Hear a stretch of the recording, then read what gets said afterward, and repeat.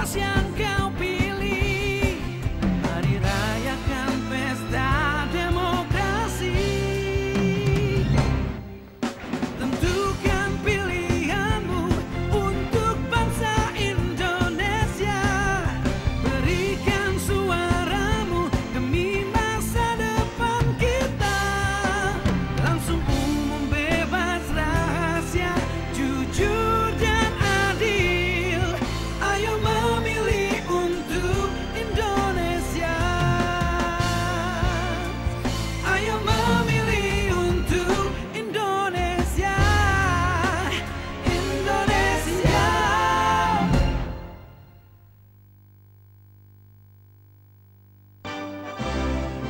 Assalamualaikum warahmatullahi wabarakatuh. Kami dari Komisi Pemilihan Umum Kabupaten Dompu mengajak, menghimbau, sekaligus mengingatkan kepada seluruh lapisan masyarakat Dompu yang memiliki hak pilih. Jangan lupa datang ke TPS pada hari Rabu tanggal 9 Desember 2015 untuk memilih calon bupati dan wakil bupati Dompu periode 2016-2021 dengan hati yang tulus dan ikhlas. Semoga pilihan kita diridhoi Tuhan Yang Maha Esa. Mari bersama kita wujudkan pemilihan Bupati dan Wakil Bupati Dompu tahun 2015 secara berintegritas dan bermartabat.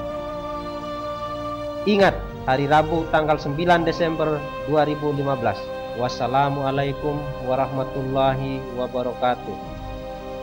Ayo memilih.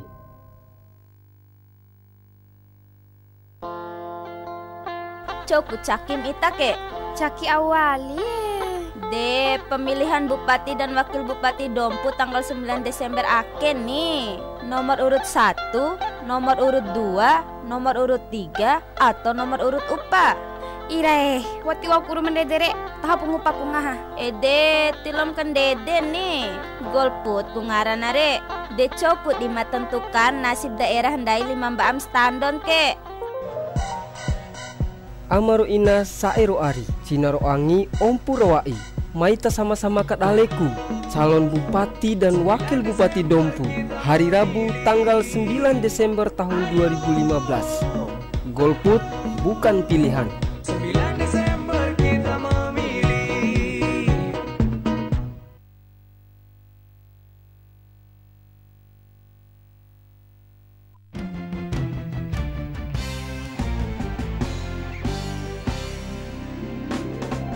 Tiba saatnya kita untuk memilih. Di bilik suara coblos yang kau pilih.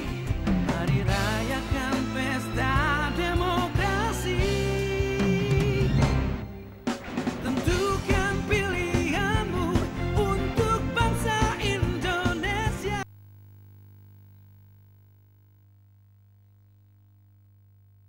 Yang saya hormati,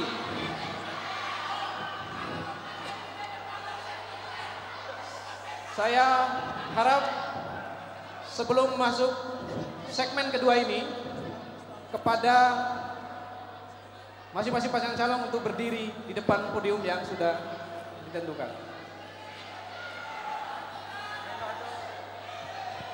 Hadirin sekalian, pemirsa dan pendengar yang saya hormati, saat ini kita akan melangsungkan segmen kedua dari debat terbuka ini. Segmen kedua ini adalah penajaman visi dan misi. Jadi visi dan misi yang telah disampaikan tadi akan kami tanya dan mohon untuk dijawab. Kesempatan untuk menjawab yang pertama pada pasangan calon nomor urut 2. Terus yang tanya kita yang jawab ketika dia tanya masalah visi misi. Kepada pasangan calon nomor urut 2, jadi moderator ini. Dimohon untuk mendengarkan pertanyaan kami. Dalam visi pasangan calon nomor urut 2 disebutkan terwujudnya Dompu yang unggul, sejahtera, maju, religius, dan berdaya saing. Saya ingin menggarisbawahi kata berdaya saing dalam visi tersebut. Dalam penjelasan visi berdaya saing disebutkan bahwa berdaya saing merupakan optimalisasi seluruh potensi sumber daya sehingga mampu menggerakkan semua leading sektor dan subsektor dalam memenuhi pencapaian target yang terukur. Pertanyaannya adalah, bila Anda terpilih menjadi bupati dan wakil bupati Dompu, potensi sumber daya apa saja yang dimiliki oleh Dompu yang akan Anda kembangkan? Saya ulangi lagi, bila terpilih menjadi bupati dan wakil bupati Dompu, apa potensi sumber daya yang dimiliki oleh Dompu yang akan Anda kembangkan dan bagaimana cara mengembangkannya? Waktu menjawab Anda 180 detik dimulai dari sekarang. Terima kasih Pak Ledis. Langsung aja kita jawab. Karena masyarakat Dompu itulah masyarakat agraris dan pertanian kita dorong, kelautan kita dorong, perkebunan kita dorong, pariwisata kita dorong, peternakan kita dorong untuk mensejahterakan masyarakat. Gimana caranya untuk mendorongnya? Kalau pertanian, kita akan membuat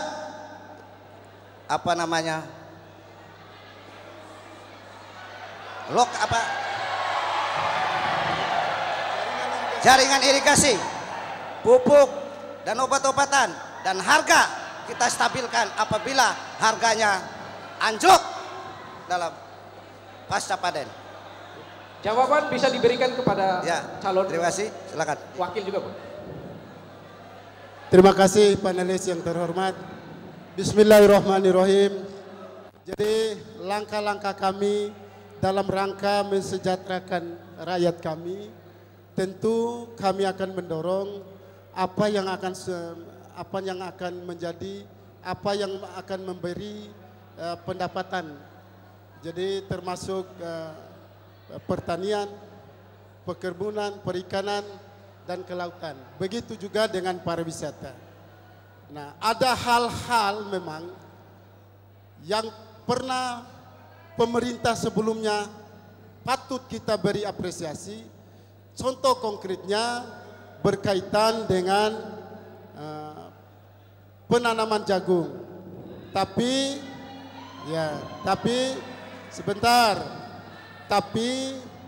di dalam kita mendorong rakyat kita supaya sejahtera ini, tentunya kami pemerintah harus memikirkan upaya-upaya dalam rangka menstabilkan harga. Nah, oleh sebab itu dalam visi kami sudah sampaikan, begitu juga dalam investasi perkebunan dan peternakan. Kita tidak boleh dalam rangka mensejahterakan rakyat, tidak boleh mengabaikan masyarakat ternak yang ada di Kabupaten Dompu. Oleh sebab itu, sebagai potensi yang cukup luar biasa yang ada di Kabupaten Dompu yang berkaitan dengan petani ternak ini. Oke, terima kasih. Wassalamualaikum warahmatullahi wabarakatuh. Kita bisa kasih aplaus untuk pasangan nomor 2. Baik. Sekarang kesempatan kepada pasangan calon nomor urut 3 untuk mendengarkan pertanyaan dari kami. Yang menjadi visi dari pasangan calon nomor urut 3 adalah terwujudnya masyarakat Dompu yang maju, mandiri, dan religius dengan dinavasi semangat Bolo Weki. Visi tersebut diperkuat dengan salah satu misi pokoknya, yaitu meningkatkan kemampuan dan keadilan ekonomi. Pertanyaannya adalah, saya ingin menggarisbawahi kata keadilan ekonomi dari visi tersebut. Bila Anda terpilih menjadi bupati dan wakil bupati, bagaimana cara Anda atau kebijakan apa yang akan Anda ambil untuk mewujudkan keadilan ekonomi yang dimaksud? Anda memiliki kesempatan menjawab, bisa bergantian dengan calon wakilnya, 180 detik mulai dari sekarang. Baik, jadi pertama kami akan membangun kebijakan instrumen hukumnya sebagai dasar bagaimana membuat pemerataan keadilan dan kesempatan keadilan ekonomi bagi seluruh rakyat. Kemudian khusus untuk pemerintah, kami akan memberikan ruang seluas-luasnya kepada seluruh SKPD untuk secara penuh untuk mengawal semua program yang ada di SKPD-nya. Tidak ada lagi namanya bandar-bandar proyek, tidak ada lagi kelompok-kelompok tertentu. Yang ada adalah bagaimana semua aspek ekonomi kita distribusikan ke seluruh kecamatan. Insya Allah semua kita akan bangun seperti instrumennya pada saat kami akan menyusun kebijakan pada awalnya. Nah, kemudian dari kemampuan. Nah, untuk meningkatkan belanja daerah ini tentunya kita harus meningkatkan pendapatan asli daerah. Karena selama ini kita hanya bergantung kepada dana alokasi umum dan dana alokasi khusus. Tapi sumber-sumber keadilan ekonomi, sumber-sumber ekonomi yang ada harus kita kembangkan terus sehingga nanti pemerataan kesempatan kerja bagi seluruh lapisan masyarakat termasuk bagi teman-teman di SKPD itu akan diberikan otoritas sepenuhnya. Silakan Pak Wan. Jika kita berdasarkan sumber daya alam di Kabupaten Dompu ini, dari sektor pertanian saja kita bisa mendapatkan penghasilan ataupun pendapatan asli daerah. Ada 232, sekian lebih hektar tanah kita di Kabupaten Dompu yang bisa kita kembangkan. Dari tanaman satu kali padi itu bisa diinovasikan menggunakan sumur pompa dalam untuk memperoleh pendapatan asli di daerah dan mengurangi angka pengangguran. Seperti kita ketahui bersama bahwa terakhir ini angka pengangguran kita sebesar 49.622 jiwa berdasarkan umur dari 15 tahun sampai dengan 64 tahun. Angka pengangguran ini harus kita tuntaskan. Itulah sebabnya kami tampil sebagai calon bupati dan wakil bupati untuk masyarakat Gahi Rawi Pahu. Masih punya waktu sekitar 52 detik, silakan. Saya berbicara sedikit untuk pengembangan ekonomi kita misalnya di sektor peternakan. Jika kita berkeadilan dalam ekonomi, ketika kita memiliki program yang sudah berlandaskan hukum seperti pijar, sapi, jagung dan rumput laut. Artinya areal pelepasan ternak wajib hukumnya dikembangkan untuk masyarakat petani ternak. Itulah dia keadilan ekonomi di sektor peternakan, mengembangkan sektor-sektor berdasarkan sumber daya alam yang ada di Kabupaten Dompu ini. Kami mempunyai data yang real untuk meningkatkan pengembangan dan ekonomi kemasyarakatan di Bumi Gahi Rawi Pahu. Terima kasih. Baik, masih ada waktu 14 detik, sudah cukup? Cukup. Terima kasih. Hadirin pemirsa dan pendengar sekalian, giliran ketiga untuk menjawab pertanyaan kami dalam segmen pendalaman visi misi ini adalah pasangan calon nomor urut 4. Mohon didengarkan. Menurut data yang kami peroleh dari KPU tentu saja, yang menjadi visi dari pasangan calon nomor 4 adalah Kataho Rasa Dompu, yang diterjemahkan lebih lanjut dengan bersama masyarakat membangun Dompu yang berkarya, tauladan, holistik, rasionalitas, sejahtera, dan agamis. Saya ingin menggarisbawahi kata agamis. Pertanyaan kami, ada dua. Bagaimana cara pasangan calon nomor urut 4 ini bila terpilih menjadi bupati dan wakil bupati Dompu untuk mengimplementasikan visi agamis ini, padahal urusan agama ini tidak diotonomikan. Yang kedua, bagaimana cara dan kebijakan Bapak bila menjadi bupati dan wakil bupati untuk membangun ketentraman, kebersamaan di antara masyarakat Dompu yang berbeda agama. Jawaban mohon diberikan selama 180 detik mulai dari sekarang. Religi adalah masyarakat yang memahami dan mengamalkan ajaran agama dalam setiap sendi kehidupan. Implementasinya adalah hal ini pada saat saya periode pertama, kedua sudah saya kerjakan. Malahan saya sudah menerbitkan perda tentang wajib baca Al-Quran. Contohnya satu. Sehingga pada waktu itu semua pejabat harus bisa membaca Al-Quran. Kalau tidak membaca Al-Quran, silakan saya ganti dengan orang lain. Itu yang pertama. Yang kedua tadi itu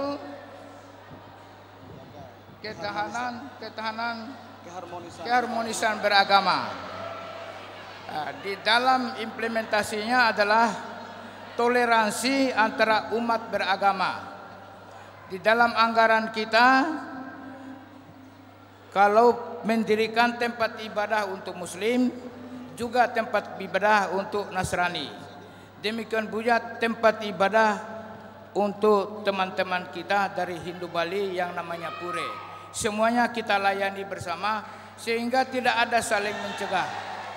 Sehingga ini saya hanya mengulang saja. 7 tahun saya pertama dan 2 tahun saya kedua tidak ada pertentangan antara agama di Kabupaten Dompu.